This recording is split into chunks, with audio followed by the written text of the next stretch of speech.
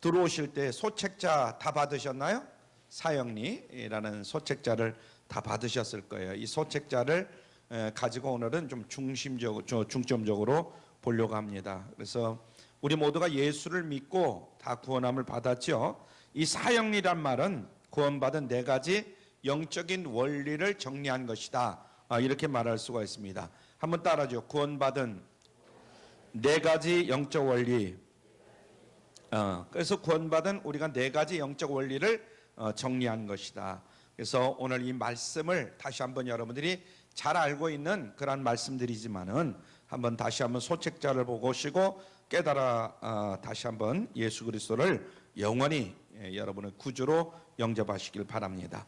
자, 첫 번째 이제 이렇게 첫 장을 여시길 바랍니다. 제1원리를 먼저 봅니다. 제1원리 같이 읽습니다. 시작. 자연계에 자연법칙이 있듯이 하나님과 사람 사이에도 영적인 원리가 있습니다. 제1원리가 뭐죠? 시작. 하나님은 당신을 사랑하시며 당신을 위한 놀라운 계획을 가지고 계십니다. 아멘. 하나님과 사람 사이에도 영적인 원리가 있다. 제1원리는 하나님은 당신을 사랑하시고 또 당신을 위한 놀라운 계획을 가지고 있다. 이렇게 말씀을 합니다. 여기 당신이란 말, 여기 보면 하나님은 당신을 사랑하시며 그런데 당신이란 말 대신에 나라는 말을 여러분들이 대신 넣어서 다시 한번 읽어봅니다. 시작. 하나님은 나를 사랑하시며 나를 위한 놀라운 계획을 가지고 계십니다. 있습니다. 아멘. 하나님은 여러분을 사랑하셔서 여러분을 위한 놀라운 무엇을 가지고 계신데요? 계획을 가지고 계신대요. 그런데 여러분은 여러분을 사랑한 분이 계시다 이런 사실을 잘 알았어요? 몰랐어요? 그것을 모르다가 예수님을 믿고 예수님이 하나님이 나를 이토록 사랑하시는구나 이걸 깨달았잖아요. 그래서 수십 년 동안 예수님을 믿고 사는 분들도 있고 그냥 어떻게 죄송스러운 표현이지만은 그냥 몇 년 동안 하나님을 믿는다고 했지만 제대로 믿지 않는 이런 사람들도 아마 계실 거다 이렇게 생각을 해봅니다. 그래서 하나님의 사랑을 깨닫는 것, 예수님의 사랑을 깨닫는 것, 이것이 얼마나 중요한지 모릅니다. 인생에 수많은 문제가 발생하는 것은 이와 같은 하나님의 사랑, 예수님의 사랑에 대해서 제대로 알고 있지 못하기 때문에 여러 가지 어려움을 당하게 됩니다. 부부가 서로 살아가는 데 있어서 불만족할 때에 그 원인이 어디에 있느냐, 여러 가지 있겠지만은 사랑이 부족하기 때문에 여러 가지 다툼이 있을 수 있는 것이죠. 사랑이 부족하기 때문에 자녀들이 잘못되는 부분들도 많이 있는데 자녀들이 잘못되는 부분도 역시 사랑이 부족하기 때문에 사랑의 결핍의 원인이 있다. 부모가 자식을 사랑하는 것, 자식이 부모를 사랑하는 것, 이 사랑의 결핍의 문제가 있다. 인생살이에서 여러 가지 고독을 느끼고 삶의 허물을 느끼고 방황할 수밖에 없는 이유도 어디에 있느냐? 바로 사랑의 부재의 원인이 있다. 이렇게 말할 수가 있죠. 그래서 사람은 사랑이 없으면 살아갈 수가 없습니다.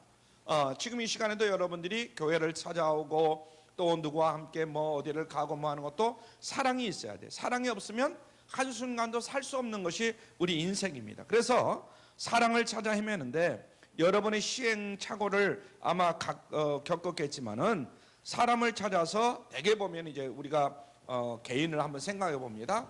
사람을 찾아서 결혼을 하게 되지요. 야, 이 사람이다 하고 결혼을 했는데도 불구하고 살아가는 가운데에 있었던 사랑도 없어지고 점점 사랑에 뭔가 결핍 이런 것을 느끼게 되죠. 그리고 권태와 실망을 느끼게 됩니다. 설사 그렇게 깊은 단계까지는 가지 않더라도 이상스럽게 찾아오는 내 마음의 공백을 우리가 채울 길이 없어요. 사랑이 없기 때문에. 그래서 사랑하는 아내도 남편도 그 공백을 채워주지를 못합니다. 그래서 내가 왜 사는지, 왜 살아가야 되는지 이런 것을 모르는 거예요. 인생의 의미를 발견하지 못하고 방황하게 되는 것이 우리 사람이다 이런 이야기입니다. 그런데 성경은 가장 가까운 사랑하는 나의 아내, 사랑하는 나의 남편, 사랑하는 나의 부모, 사랑하는 나의 자식도 채워줄 수 없는 우리 마음 가운데 있는 마음의 공백을 채워주시며 우리를 사랑하는 분이 바로 계신다. 누구보다도 나를 사랑하는 분이 계신다. 그분이 바로 우리 하나님이시라는 거예요. 믿으십니까? 우리 예수님이라는 거예요. 저는 이 시간 하나님의 사랑을 여러분에게 말씀드리려고 해요. 여러분들도 물론 하나님의 사랑, 예수님의 사랑을 깨닫지만은 오늘 우리가 함께 배우는 것은 하나님이 우리를 얼마나 사랑하시는가, 이것을 다시 한번 뼈저리게 느끼는 그런 시간이 되기를 바랍니다. 그래서 그 사랑이 얼마나, 하나님의 사랑이 얼마나 큰지 저도 아직 잘 몰라요. 그 사랑이 저를 울리고 지금도 가슴을 뭉클하게 하지만은 하나님이 나를 얼마나 사랑하는지 아직은 잘 모릅니다.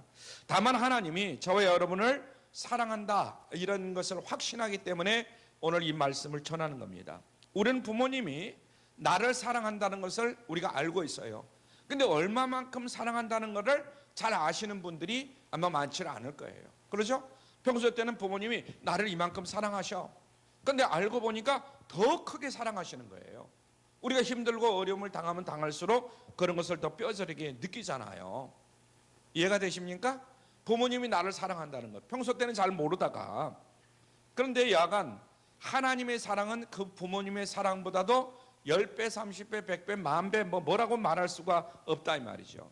근데 야간 하나님의 사랑도 그렇고 우리 부모님의 사랑도 그렇고 그 사랑을 알지 못하지만은 그것을 받으면서 살아가는 거예요. 그래서 그 받으면서 내가 살아갈 때 그 받은 만큼만 하나님의 사랑, 부모님의 사랑을 내가 느끼고 체험하면서 내가 살아가는 거죠. 그래서 하나님은 우리를 사랑하시는데, 오늘 말씀해 보세요. 소책자 1번 보면 하나님의 사랑 같이 읽습니다. 시작. 하나님이 세상을 이처럼 사랑하사 독생자를 주셨으니 이는 저를 믿는 자마다 멸망치 않고 영생을 얻게 하려 하심이니라. 아멘. 여러분들이 받은 소책자는 개역 옛날 나온 게 없어요. 저는 옛날 거가 있어가지고 옛날 걸 보고 하는 거고, 여러분들은 개역 개정판을 가지고 보시는 걸 거예요 아마. 또 아니면 개역을 가지고 보시는 분도 계실 거예요. 그래서 조금씩 본문 말씀이 약간씩 다르더라도 이해하고 여러분들이 들으시면 되겠어요. 아멘. 그냥 읽으셔도 되니까. 그래서 이는 저를 믿는 자마다, 옛날 성경이 이렇게 돼 있는데 이제 새로 나온 성경은 개역 개정은 이는 그를 믿는 자마다 이렇게 되어 있다는 얘기예요. 이해가 되시죠? 그렇게 하면서 들으시면 되겠어요. 그래서 인간은 영원히 멸망받을 수밖에 없는 그런 운명을 가지고 태어났고 또 가지고 살아가고 끝내 그 운명에 이르는 존재가 바로 우리 인생입니다. 그렇잖아요. 그죠? 그런데 하나님은 이 멸망을 거두시고 영생을 주시기로 계획을 하셨다는 거예요. 그 방법이 누구냐면 바로 예수 그리스도를 통한 거죠. 그래서 하나님의 계획이 있는 겁니다. 거기 하나님의 계획, 옆에 이제 하나님의 계획이 있죠. 우리 같이 읽습니다. 시작. 예수 그리스도께서 말씀하시기를 내가 온 것은 양으로 생명을 얻게 하고 더 풍성히 얻게 하려 하는 것이다. 이렇게 말씀했습니다. 요한복음 10장 10절이죠. 예수 그리스도도 주님만이 영원히 멸망하지 아니하고 영원히 사는 길이 된다. 예수님만이, 주님만이. 그런데 나는 어떻게 살았느냐? 3페이지 맨 마지막 거기에 보면은 맨 밑에 나와 있는 말씀입니다. 근데 왜 대부분의 사람들이 풍성한 삶을 누리지 못하는가? 그 이유는 뭔가? 제2 원리 이제 넘기셔서 한 장 넘기셔서 제2 원리를 보시도록 하겠습니다. 같이 읽습니다. 시작. 사람은 죄에 빠져 하나님으로부터 떠나 있습니다. 그러므로 하나님의 사랑과 계획을 알 수 없고 또 그것을 체험할 수 없습니다. 아멘. 여기에서도 사람이란 말을 빼고, 여기 사람은 죄에 빠져 할 때 사람이란 말을 빼고 나라는 말로 이제 넣어서 한번 읽어봅니다. 시작. 나는 죄에 빠져 하나님으로부터 떠나 있습니다. 그러므로 하나님의 사랑과 계획을 알 수 없고 또 그것을 체험할 수 없습니다. 그렇습니다. 사람은 죄에 빠져 있다는 거예요. 그래서 로마서 3장 23절에 보니까 모든 사람이 뭘 했어요? 죄를 범하였음에 하나님의 영광에 이르지 못하더니 그랬습니다. 여기도 모든 사람 중에 여기에는 여러분과 저도 포함되어 있다 하는 거죠. 모든 사람이 죄를 범하였음에 여러분도 죄를 범했고 나도 죄를 범했단 말이죠. 그래서 하나님의 영광에 이르지 못하더니 이렇게 말씀했는데 사람답지 못했다 이렇게 우리가 이해하면 되겠습니다. 사람답게 태어나지 못하고 살아가면서도 사람답게 살지를 못했다는 거예요. 하나님과 더불어 함께 교제하면서 살아가야 할 그 인간이 그렇게 태어날 수도 없었고 또 그렇게 살지도 못했다는 거예요. 그러니까 공허함을 느낄 수밖에 없고, 우리가 나름대로 공허함을 많이 느끼잖아요. 그 공허함을 채우기 위해서 다른 교제의 대상을 찾아서 방황합니다. 가만히 보세요. 사람들 보면. 그래서 어떤 사람들은 어떤 짐승을 좋아하고 또 어떤 뭐를 좋아하고, 사람 대신에 또 아니면 자기의 사랑의 대상을 그런 데서 찾는 거예요. 특히 집에서 개를 기르는 사람들이 되게 그런 사람들이잖아요. 인간은 외로우면 병들게 되어 있어요. 그래서 하나님이 인간을 친구로 삼아 교제하시려고 만든 인간이 하나님처럼 되려고 해요. 자기 자신이 하나님이 되려고 그래요. 그러다가 결국은 하나님처럼 되지도 못하고 죄인이 돼버리는 거죠. 자기도 망하고 후손된 우리도 망하게 됐습니다. 아담과 하와가 대표적 아닙니까? 그래서 우리가 고생하는 거죠. 범죄한 인간과 하나님과의 교제가 끊어집니다. 방황하면서 온갖 범죄를 저지르게 되는 이런 결과를 낳게 되죠. 그래서 하나님을 모르는 사람들의 증거가 있는데, 적극적으로는 하나님을 대적하는 거예요. 우리들 가만히 보세요. 우리가 과거에 하나님을 알지 못했을 때 하나님을 대적하는 거예요. 이게 첫 번째고, 두 번째 또 하나는 소극적으로 무관심하는 거예요. 하나님이 하신 건 하신 거고, 우리 인간이 할 건 하는 거고, 이런 식으로 얘기합니다. 그래서 불신자는 어느 형편이든 적극적이든 소극적이든 이 관계에 있다. 이 두 가지에 속하겠다. 그래서 우리 인간이 하나님 앞에 누구나 다 죄인이라는 것을 우리가 고백해야 됩니다. 죄인이 아니라 태어나는 것 그 자체가 죄인이다 이거죠. 내가 태어나서 보니까 아담과 하와의 후손이잖아요. 그래서 어떤 사람은 나는 죄가 없이 태어났다, 이런 사람들이 있는데, 그것은 뭐 어떻게 보면 틀린 말이다. 무조건 사람은 태어날 때부터 무엇으로 태어난다? 죄인으로 태어난다. 아담과 하와의 후손이기 때문에 그렇다, 이런 얘기입니다. 그래서 그 결과 영원히 지옥이지만은 하나님과 단절되어 있는 그 자체가 내가 받게 된 죽음이다. 이 죽음이라고 할 때에 죽음에는 세 종류의 죽음이 있습니다. 우리가 한번 잠깐 생각해 보는 거예요. 첫째는 뭐냐면 영적인 죽음이라는 게 있죠. 이 책자에 나와 있지는 않습니다. 우리의 죽음을 세 가지로 표현할 수 있는데, 첫째는 영적인 죽음이에요. 하나님으로부터 완전히 끊어진 거죠. 태어나는 그 순간부터. 그래서 생명의 근원이신 하나님으로부터 분리되어 있는 사람은 그가 어떤 신분과 어제 어떤 처지에 있든 간에 관계없이 죽은 사람이다. 눈에 어떻게 보여도 죽은 것이다. 지금 살아서 뻘뻘거리고 돌아다니지만은 그 사람 자체는 죽은 사람이다, 이런 이야기예요. 두 번째는 육신적인 죽음이 있죠. 육신적인 죽음. 줄기에서 잘려진 꽃과 같이 하나님을 떠난 것이 영적인 죽음이다, 이렇게 말한다면 그 꽃이 시들어버리는 것처럼 우리 인생이 시들어버리는 것, 이것이 바로 육신적인 죽음이다, 이렇게 말할 수가 있는 것이죠. 인간은 산다고 해봐야 70년 80년 사는 것이 뭐 성경에 기록되어 있는 말씀입니다. 그러다가 죽는 거예요. 꽃이 시드는 것, 이건 막을 수 없듯이 인생이 시들어버리는 것, 이것을 막을 길이 없어요. 저도 언제 벌써 보니까 70이 넘었잖아요. 한 해 두 해 살다 보니까. 그래서 우리는 오래간만에 어떤 아이를 만나면 어휴 네가 벌써 이렇게 컸냐? 이렇게 이야기를 하잖아요. 우리가 어릴 때 조만할 때 봤는데 한 몇 년 안 보니까 그냥 훌쩍 커 있어요. 그런 이야기를 합니다. 근데 그 아이는 그렇게 커 있지만은 나는 그만큼 뭐 다 했다? 늙어 있는 거예요. 내 자신이 늙는 건 잘 깨닫지 못하고 아이들이 크는 건 우리가 금방 보면 알잖아요. 그래서 우리는 그만큼 죽음을 향해서 달려가고 있는 인생들이다. 이건 뭐 부인할 수가 없습니다. 그래서 인생은 누구나 할 것 없이 하나님이 오라 하시면 가야 하는 거예요. 거기 갈 수 없고 막을 길이 없어요. 오늘날도 마찬가지잖아요. 빨빨 걸고 자기 생각 가지고 자기 뭐하고 거룩하고 복된 주일날 하나님 앞에 나와서 예배드리기보다는 자기 하기 일 바쁜 거예요. 인생이 살면 얼마나 사느냐 그러면서. 저도 역시 그랬어요, 옛날에는. 그러나 하나님을 알고 나서부터는 달라졌잖아요. 그러나 약간 어떻게 됐든 간에 인생은 하나님이 너 와라 하면 가야 하는 것이 인생이다, 이 말이에요. 거역할 수 없고 막을 수 없는 거예요. 떠나고 싶지 않아도 떠나야 할 것이 바로 우리 인생이다. 보내고 싶지 않아도 보내야 될 우리 부모님들, 그렇잖아요. 부모님을 보내고 싶은 사람이 어디 있어요? 자기 사랑하는 사람을 보내고 싶은 사람이 어디 있어요? 그래도 하나님이 오라시면 가야 될 그런 인생들이다, 이런 이야기입니다. 육신이 왜 죽느냐? 생명으로부터 분리되어 있기 때문에 육신은 죽는 겁니다. 그래서 인간이 죽는다는 것은 생명이 근원이 되시는 하나님을 떠나 있다는 그런 증거다 하는 것을 우리가 잘 기억을 해야 됩니다. 세 번째로는 영원한 멸망의 죽음이 있어요. 한번 따라줘. 영원한 멸망의 죽음.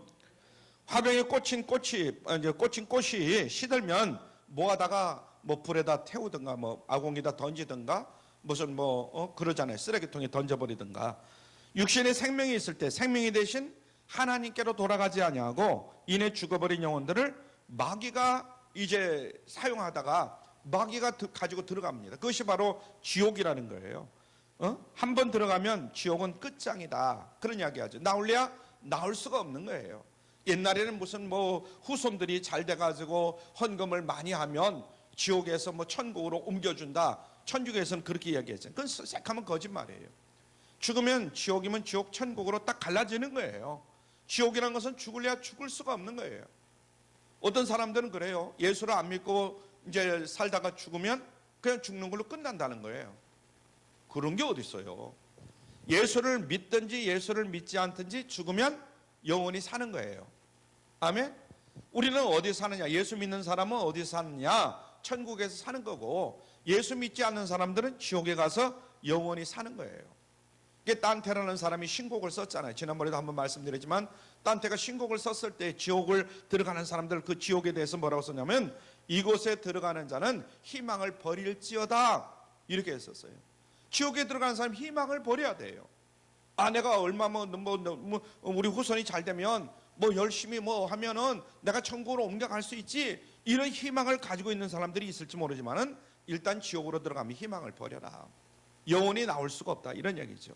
그래서 하나님으로부터 심판을 받은 상태에서 영원히 사는 것, 이것이 영원한 죽음입니다. 지옥의 사람들이죠. 그런데 인간은 자신들이 원줄기에서 끊겨졌다, 이 사실을 모르고 살아가는 거예요. 오늘날도 역시 마찬가지다 이거죠. 그래서 마지막 아궁에 던져질 불태워진다는 사실도 깨닫지 못하는 겁니다. 단지 며칠 피었다 지는 꽃같이 육신의 산만을 생각하면서 살아가는 어리석은 사람들이 우리 주변에 참으로 많다는 겁니다. 인간은 그만큼 무식하고 인간은 그만큼 어떻게 보면 어리석은 거예요. 태어날 때부터 죽은 몸으로 사실은 태어나는 겁니다. 꽃이 꺾여서 화병에 꽂혀서 며칠을 살듯이 우리 인간도 죽은 몸으로 태어나서 죽은 몸으로 그냥 60년, 70년, 80년 살다가 그냥 지옥으로 가는 거예요. 예수를 안 믿으면 그렇다는 얘기죠. 그래서 로마서 6장 23절에 보니까 죄의 삭은 사망이다, 그렇게 말을 했어요. 한번 따라하죠. 죄의 삭은 무엇이다? 사망이라는 거예요. 영원히 사는 거예요. 영원히 사망이에요. 이것이 인간의 운명입니다. 그래서 거룩하신 하나님과 죄에 빠진 인간이 멀어진 간격을 사람들은 선행이라든가 철학이라든가 종교라든가 이런 걸 찾아서 선행을 많이 하면 예수를 안 믿어도 구원을 받아가지고 천국을 들어간다, 이런데 이건 천만의 말씀이에요. 예수님을 믿어야 천국을 들어갈 수가 있는 겁니다. 아멘. 아무리 착하게 살아도 선행, 또 어떤 철학, 종교, 다른 종교 이런 것까지는 안 된다, 이런 얘기입니다. 그래서 그것을 3원리에서 잘 설명하고 있어요. 제 3원리로 이제 넘겨가시길 바랍니다. 이 원리에 있는 거 조금 줄였어요. 3원리. 3원리를 같이 읽습니다. 시작. 예수 그리스도만이 사람의 죄를 해결할 수 있는 하나님의 유일한 길입니다. 당신은 그를 통하여 당신에 대한 하나님의 사랑과 계획을 알게 되며 또 그것을 체험하게 됩니다. 아멘. 도덕은 자기 스스로 그 도덕의 죄를 벗지를 못하는 거예요. 도덕이라는 거. 공범은 나의 죄를 짊어질 수가, 남의 죄를 짊어질 수가 없어요. 자기 죄밖에. 그런데 우리 중에 죄인 아닌 자가 한 사람도 없다는 거예요. 사람은 태어날 때부터 그 사람이 죄를 짓든 안 짓든 철이 있어가지고 죄를 짓든 안 짓든 그걸 떠나서 태어날 때부터 무엇으로 태어나요? 죄인으로 태어나는 거예요. 그래서 모든 사람이 다 죄를 범한 겁니다. 자기의 죄, 남의 죄, 어느 것도 우리는 담당할 수가 없다. 그래서 석가모니가 됐든 공자가 됐든 소크라테스가 됐든 간에 안 된다는 거죠. 죄의 문제를 해결하는 종교가 기독교 외에는 없습니다. 기독교 외에는. 그래서 죄는 죄 없는 분만이 해결할 수 있다 하는 것을 깨달아야 될 줄로 믿습니다. 죄의 대상은 누구냐? 하나님이죠. 여기서 인간의 어려움이 있는 거예요. 하나님을 상대해서 우리는 죄를 지었어요. 그래서 내가 하나님인 것처럼 살고 내가 미워했던 그 대상이 누구냐면 바로 하나님이에요. 하나님 없이도 내 힘과 내 능력이 있다. 나는 얼마든지 살 수 있다. 그렇게 살았잖아요. 하나님을 모를 때는. 그러므로 하나님이 내 죄를 용서할 때 당사자와 그 문제가 해결될 수가 있다. 이런 얘기입니다. 죄는 하나님을 상대로 해서 지은 것이기 때문에 하나님을 상대로 해서만이 해결할 수가 있다. 하나님이 나의 죄를 용서해. 그래, 네 죄를 용서해 주마.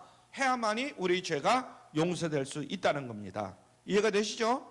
그 하나님이 죄 용서를 위해서, 구원을 위해서 제시한 유일한 길은 바로 오직 예수 그리스도다. 예수를 믿느냐, 예수를 믿지 않느냐. 네가 착하게 살았느냐, 아니면 네가 무슨 어떻게 철학적으로 살았느냐, 그런 걸 따지지 않는다는 거예요. 예수를 믿느냐, 믿지 않느냐, 이것만 가지고 따지는 거예요.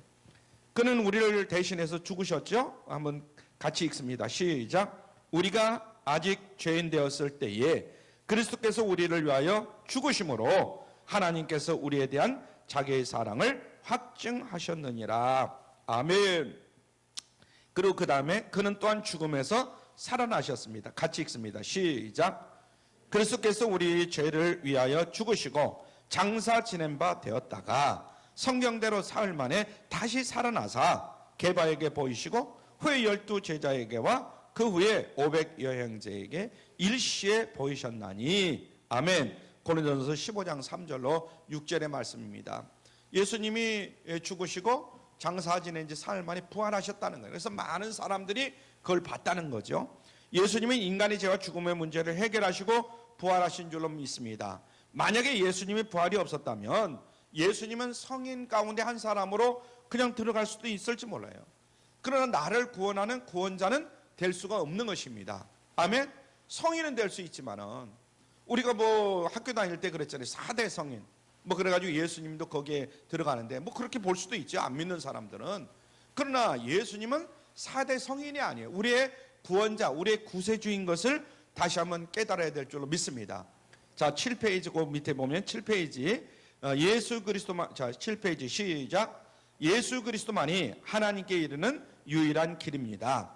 예수 그리스도께서 친히 말씀하시기를 내가 곧 길이요 진리요 생명이니 나로 말미암지 않고는 아버지께로 올 자가 없느니라. 아멘.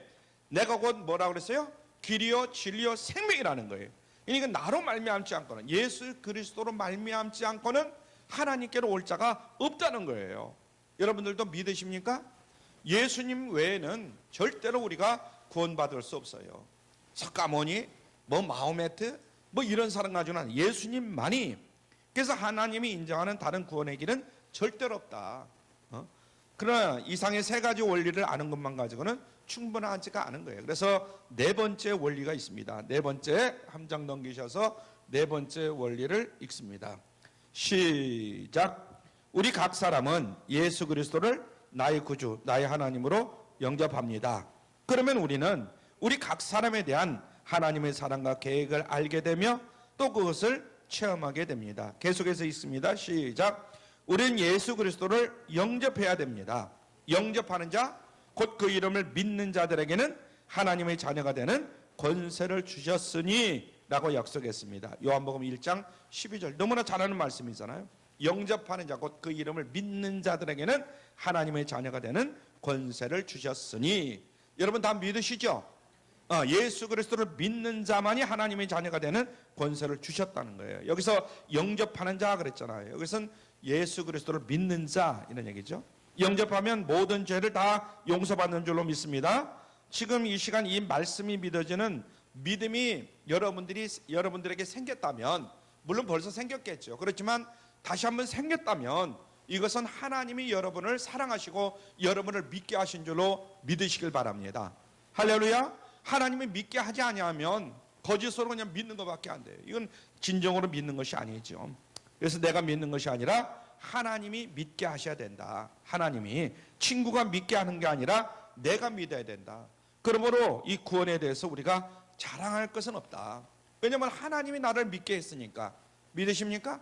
내가 스스로 내가 믿었다면 내가 얼마든지 내가 하나님을 믿는다 자랑할 수 있고 얼마든지 그럴 수 있지만 하나님이 나를 믿도록 만들어 주신 거예요. 그러니까 우리는 늘 하나님 앞에 감사하고 하나님을 영광을 드러낼 수밖에 없는 그런 처지죠. 8쪽의 밑에 보면 우리는 믿음으로 예수 그리스도를 영접합니다. 시작. 너희가 그 은혜.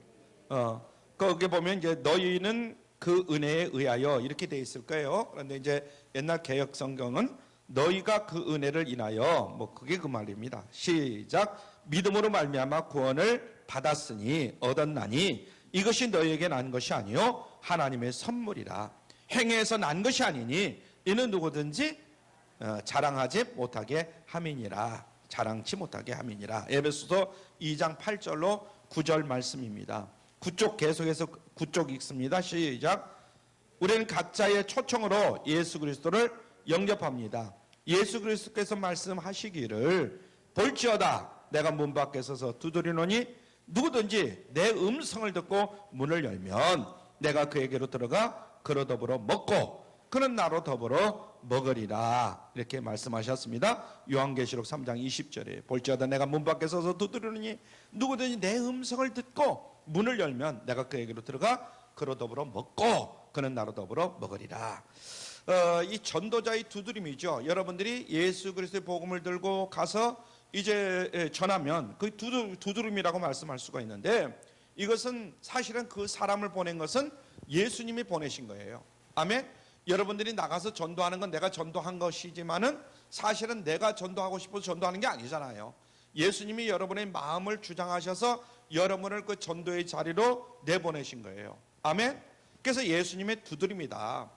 우연스럽게 누가 뭐 와서 그런 이야기를 하는데 그것도 사실은 뒤에서 누가 역사하시는 것이냐? 예수님이 역사하신 거예요.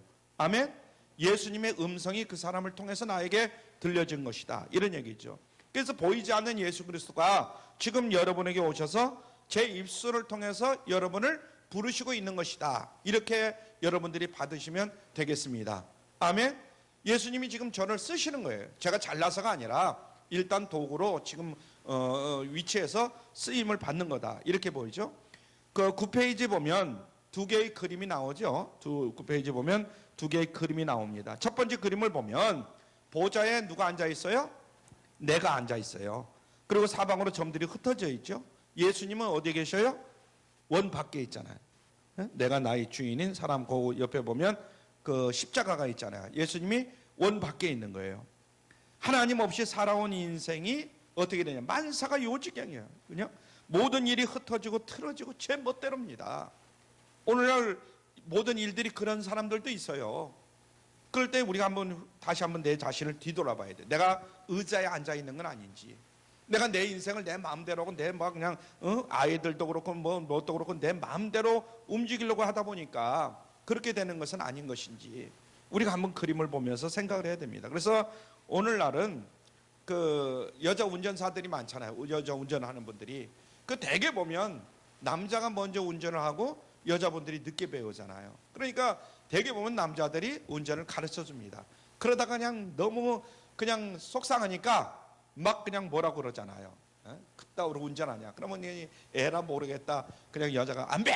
그러고는 그 운전 가르치는 사람한테 가서 배우지 않습니까? 불안한 사람들 대개 보면 그러죠. 인생은 미래를 모르고 잠시 후의 일도 알지 못합니다. 앞으로 어떻게 될지 어떻게 알아요? 운전 처음 잡은 사람이 뭘 알아요? 들이받을 수도 있고 뭐 그런 거잖아요. 그런 상태는 내 마음대로 살아가니까 장님이 핸들을 쥔 것과 같은 것이다. 그래서 내 멋대로 마음대로 되어지는 게 아니라 어떤 때로 보면 엉뚱한 일이 벌어지는 거예요. 그런데 오른쪽 그림을 한번 보세요. 오른쪽 그림을 보시면은 오른쪽 그림 보시죠? 보좌에 누가 앉아 있어요? 예수님이 앉아 있어요. 십자가가 놓여 있고 그 앞에 나는 겸손히 내려와서 무릎을 꿇고 있는 겁니다. 거기 앞에. 그리고 예수님이 내 인생을 책임지시고 내 인생을 이끌고 있는 거예요. 의미가 있고 가치가 있는 그런 삶을 살아가게 되는 거죠. 이 둘 중에 어느 쪽을 선택하는 것이 여러분 지혜라고 생각하십니까? 여러분들은요. 말할 필요도 없이 오른쪽 예수님이 의자에 앉아 있고 나는 예수님이 말씀하시는 대로 행하시는 대로 따라하는 것이 가장 지혜로운 삶이다. 이렇게 볼 수가 있는 것이죠. 이해가 되십니까? 시간이 많이 갔으므로 그냥 그 다음 페이지를 보시길 바랍니다. 당신은 바로 지금 이 자리에서 기도로 그리스도를 영접할 수 있습니다. 기도는 하나님과 이야기하는 것입니다. 다음은 예수 그리스도를 어떻게 영접하는가를 설명해 줍니다.